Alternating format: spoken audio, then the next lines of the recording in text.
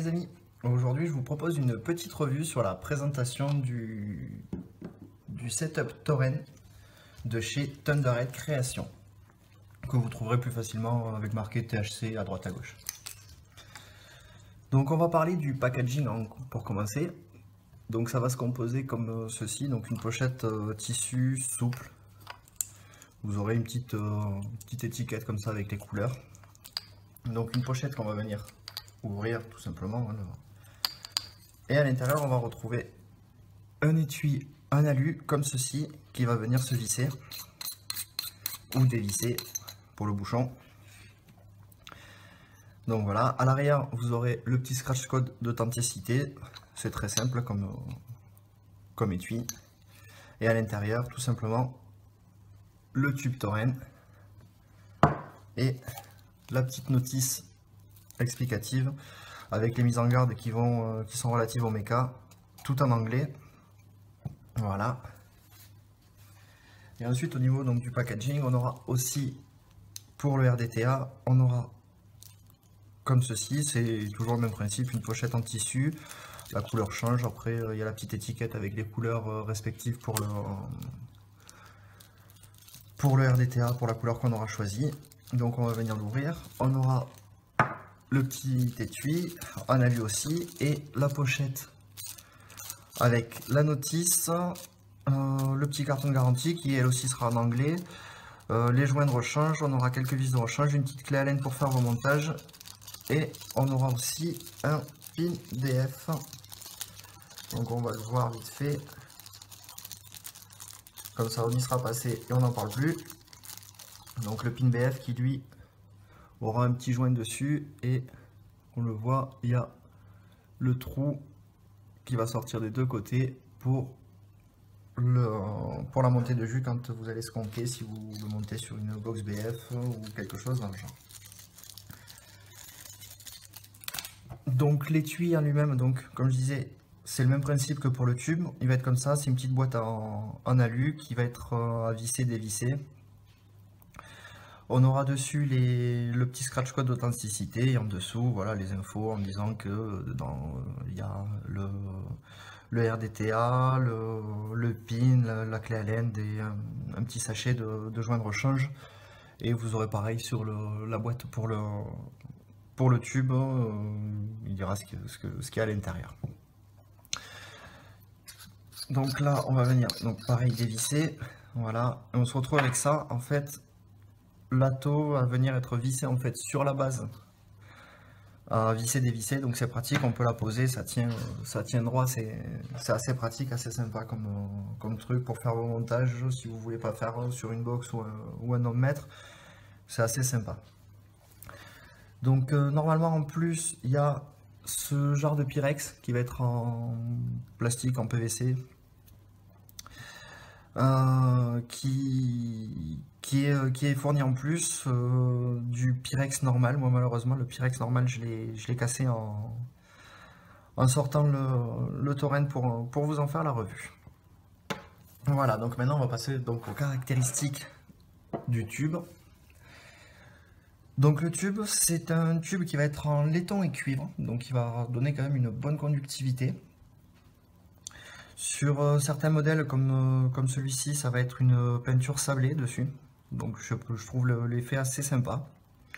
Donc on retrouvera bien en gros la marque, le logo de Torrent et le petit numéro d'édition du tube en lui-même. Sur le dessus, il y aura une petite sérigraphie THC de la marque. En dessous, vous pourrez trouver un switch pardon, qui est monté sur, c'est un nouveau principe, donc c'est un switch à billes monté sur ressort. Donc en fait, peu importe comment vous allez venir appuyer dessus avec votre doigt, même si vous n'êtes pas spécialement bien placé, il y aura toujours un contact et une conductivité qui va se faire. On a ici une petite empreinte pour l'attraper, pour la forme de la main, qui est assez confortable, je trouve, à l'utilisation. Donc on est sur ce tube là, on est sur une connexion hybride, donc c'est-à-dire que votre pin de l'atto va venir directement en contact avec votre accu. Je trouve ça assez confortable aussi à l'utilisation. Donc après on va voir l'intérieur. Donc l'intérieur toujours pareil, il va falloir dévisser, forcément. On vient de dévisser pour le switch. Donc voilà, il se compose comme ceci. Donc il y a deux petits trous pour le dégazage. Un petit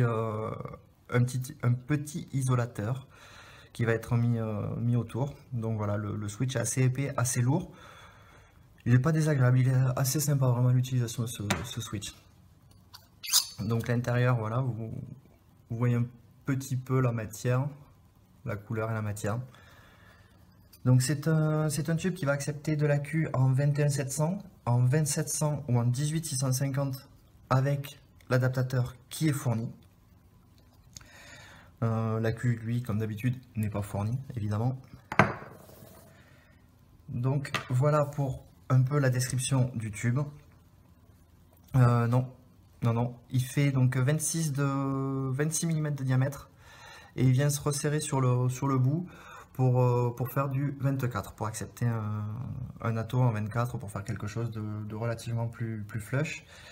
Et en longueur, il fait 90 mm, donc 9 cm de longueur. Donc vous voyez, dans la main, ça tient bien, ça reste plutôt agréable à avoir en main. Après, pour ce qui est du RDTA, donc le RDTA, lui, va être en acier inoxydable ou en laiton, ça dépend la finition que vous allez choisir. En sachant que moi, pour celui-ci, pour faire un setup assez flush, j'ai pris la même couleur, donc on est pareil sur une peinture sablée, qui est assez sympa. Bon, j'ai quelques petits accros, pourtant il n'est pas tombé, il n'a pas été spécialement, je l'ai pas mal traité, donc il y a des petits trucs qui ont sauté. J'ai été un peu déçu par contre de la qualité vraiment de la peinture en soi, mais bon, ça après, je suis peut-être tombé sur une mauvaise série, ça peut arriver. Donc c'est un atto qui fait 24 mm de diamètre, il fait 38 de hauteur, c'est un drip type 810, on peut le voir un peu serré, un peu étroit pour un 810, mais ça reste confortable, qui annule le thème, le drip type.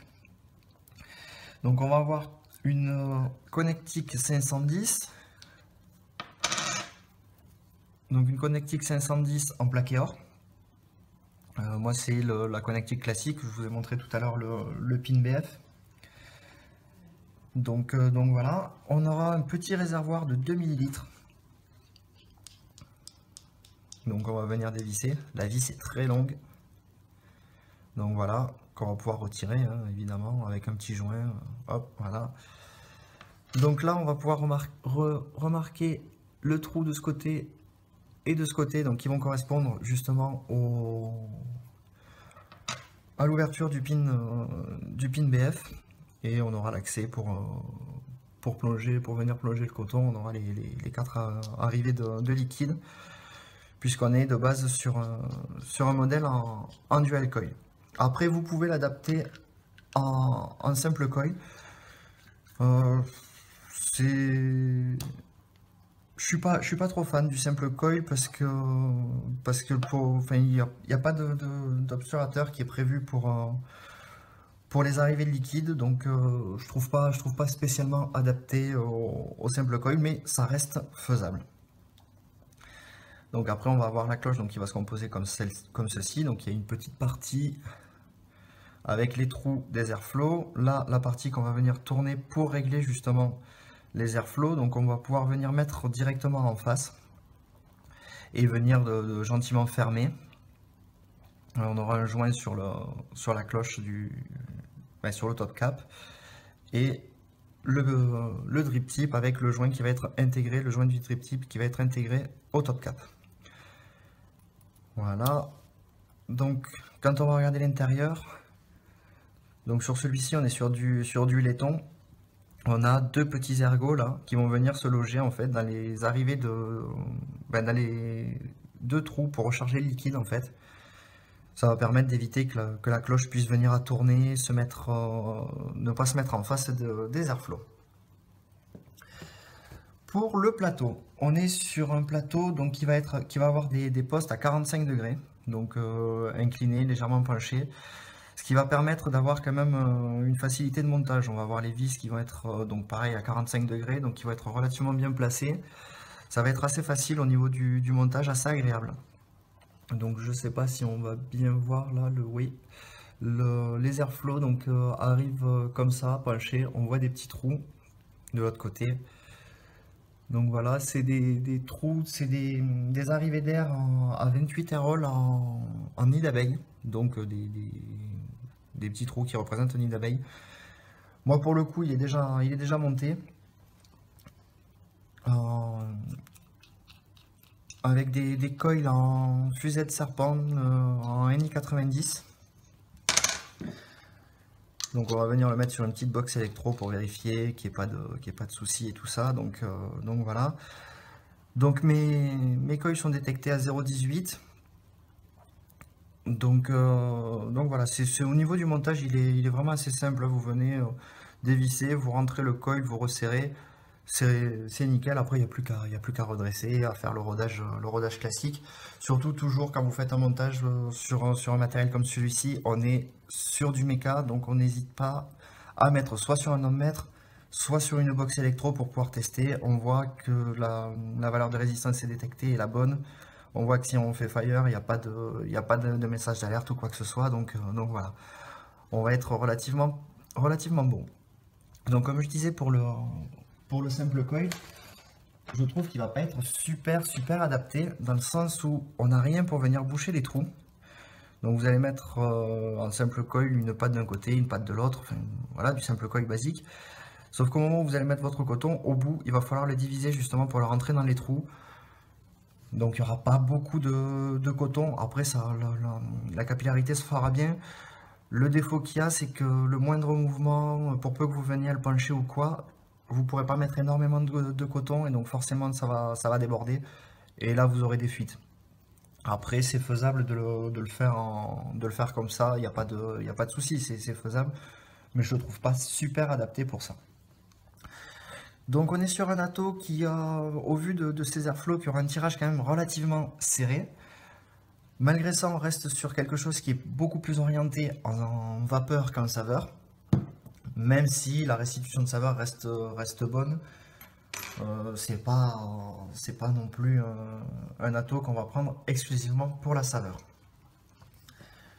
Donc voilà, donc maintenant, comme je vous ai dit, le montage est fait. Donc si on regarde, les coils sont assez serrés. Si on les monte trop, il y a moins de prise d'air, c'est moins agréable avec la prise d'air. Ça va chauffer beaucoup plus fort du coup. Donc même s'ils sont proches, on reste sur quelque chose qui va être bien aéré, on n'aura pas une vape qui sera trop chaude, ce sera relativement agréable. Donc on va le cotonner. J'avais réservé quand même le coton pour vous montrer un petit peu à quoi il va ressembler, à quoi va ressembler le cotonnage. Et le remplissage aussi.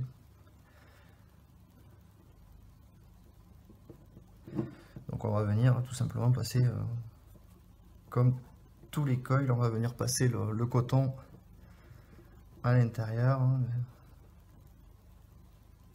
Voilà.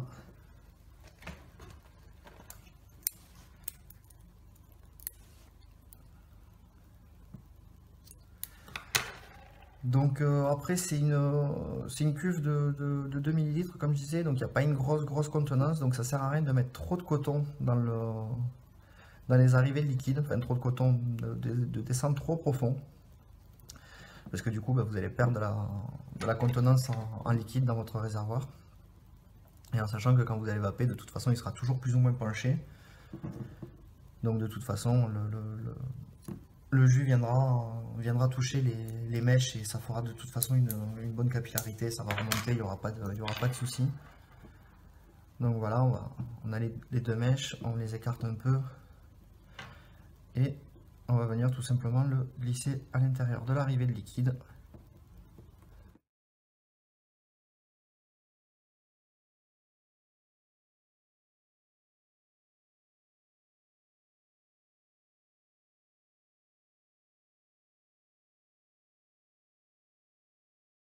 Voilà, par contre, quand on aura fait ça, quand on aura mis le coton, il faudra bien penser à laisser cet espace libre.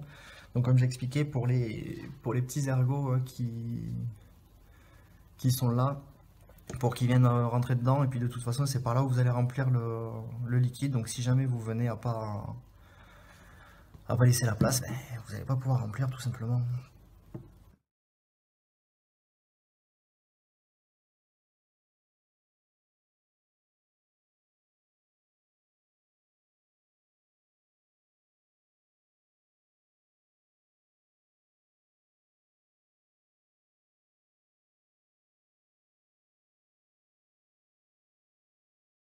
Et voilà.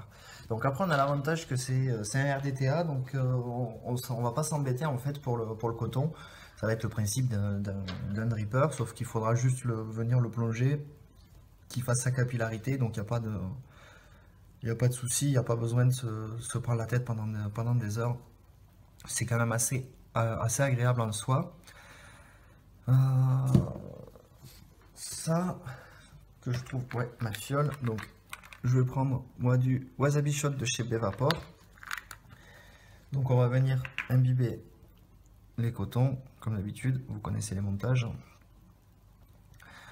En soi, il y a un avantage aussi avec le principe du RDTA, c'est que il y a très peu de risque de fuite. Si c'est bien cotonné au niveau de vos arrivées de liquide, il n'y aura pas de fuite, à moins que vous décidiez de venir recharger en jus, parce que vous arrivez au fond, vous avez la flemme de tout démonter, vous mettez quelques gouttes par-dessus comme un dripper. Là, oui, effectivement, ça peut déborder par les airflows. Sinon, du moment où c'est bien cotonné, il n'y aura pas de risque de fuite. Moi, personnellement, je l'ai eu à l'envers et il n'y a rien qui a coulé. Justement, j'avais fait le test pour voir. Donc là, voilà, mon coton va être imbibé. Et après, tout simplement, je vais venir mettre ma fiole d'un côté. Je vais presser. Et ça va venir se remplir.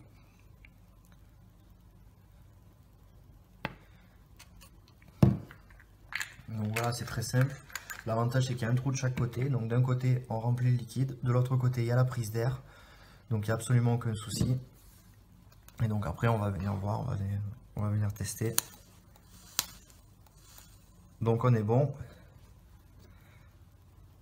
On peut venir remettre la cloche. Donc toujours pareil, on va venir mettre les airflows face aux airflows, évidemment.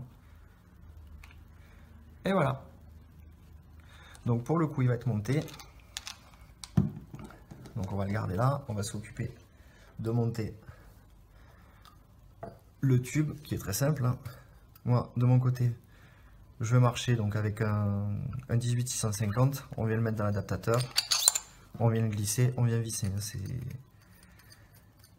C'est très simple. Pas de prise de tête à avoir. Il y aura juste un petit défaut si on veut. C'est que si on veut que le setup soit bien flush, il va falloir venir évidemment face à face comme ça. Donc du coup, on va caler la distance, on va desserrer un petit peu le RDTA, on vient resserrer le switch et hop, on tourne. Et là on est serré, on est bien en contact, on est serré et on est en face, c'est parfait. Donc voilà pour le torrent, pour le setup, en sachant que le tube existe en 6 coloris, j'ai trouvé, et j'ai vu dernièrement qu'ils faisaient des éditions un peu spéciales avec des coloris un peu hors du commun, qui peut être sympa. Après c'est les goûts et les couleurs. Et on trouvera au niveau du RDTA exactement les mêmes couleurs en fait, qui vont venir s'adapter parfaitement avec le tube Torrent en lui-même, pour avoir quelque chose d'assez flush. Donc voilà, on vient se loger dans l'encoche prévue pour. Je le trouve assez sympa comme ça, vraiment une prise en main assez agréable.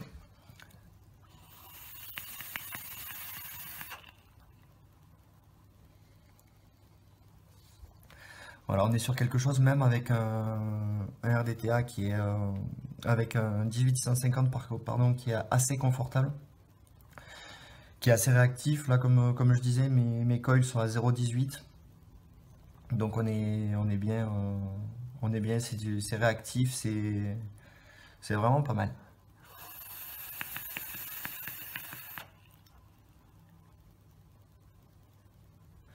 Voilà, comme je disais, c'est vrai que quand même quand on regarde la production de vapeur, la vapeur épaisse qu'il y a, on est quand même sur quelque chose de bien orienté sur la vapeur. La saveur est très bonne. On ressent bien sur le wasabi ce côté custard. On a bien les différentes saveurs qui sont bien présentes.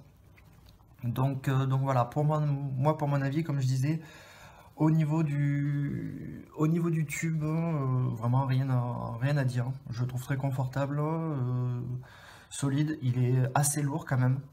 Surtout après, quand on y a mis la cuve dedans, il est assez lourd. Mais moi, personnellement, ça me dérange pas. J'aime bien. Au contraire, je sais quand je l'ai dans la poche, je sais où il est, quoi. Quand je l'ai en main, il se tient bien. Au niveau du poids, je le trouve bien équilibré. Donc sur ce point-là, vraiment rien à dire. Le Switch est confortable, comme je disais, avec ce système à billes, c'est vraiment agréable. Par contre, pour le RDTA, donc il y a des avantages, des inconvénients. Donc les avantages, c'est comme je disais, en termes de débit de vapeur, il est très intéressant. Au niveau de la saveur, ça reste agréable, même s'il n'est pas spécialement orienté saveur, il est très agréable. Le montage est très facile. Au vu du poste à 45 degrés, c'est très facile de faire le montage. Il est assez polyvalent, comme je disais, du fait de pouvoir faire un simple coil, un dual, c'est sympa. Après, voilà, après, ça fait partie aussi des inconvénients, justement, de le passer en simple coil par rapport au cotonnage après. Il va être agréable parce qu'on va pouvoir y monter tout type de coil, que ce soit plus ou moins gros. Là, c'est deux coils, comme je disais, en 3 mm de diamètre. Il y a 7 spires dessus.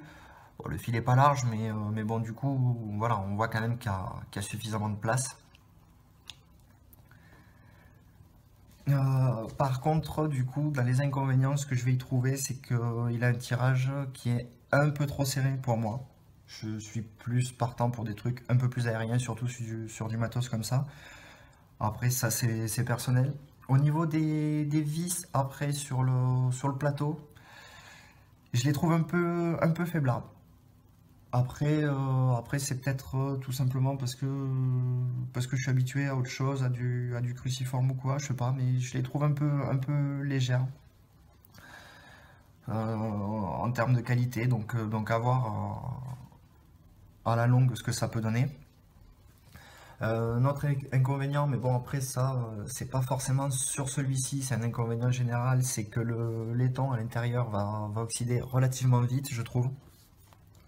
Avec le jus, si vous commencez à mélanger les jus ou quoi. Enfin, le laiton oxyde vite, donc il y a beaucoup d'entretien. Après, c'est vrai que sur du méca, quand même, il y a quand même pas mal d'entretien à la longue. Et après, le petit défaut que j'ai eu, c'est que moi, il s'est rayé. Donc, comme je disais, autant je suis tombé sur une mauvaise série, autant c'est moi.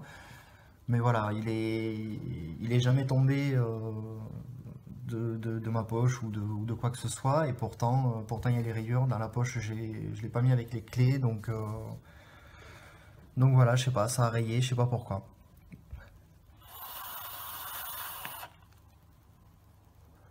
Donc voilà les points forts, les points faibles. Après, c'est un setup qui va être très agréable en termes de conductivité, d'esthétique pour un prix qui reste vachement intéressant. Donc voilà, je pense avoir fait le tour. Je vous souhaite une bonne vape et sur ce, je vous dis à bientôt.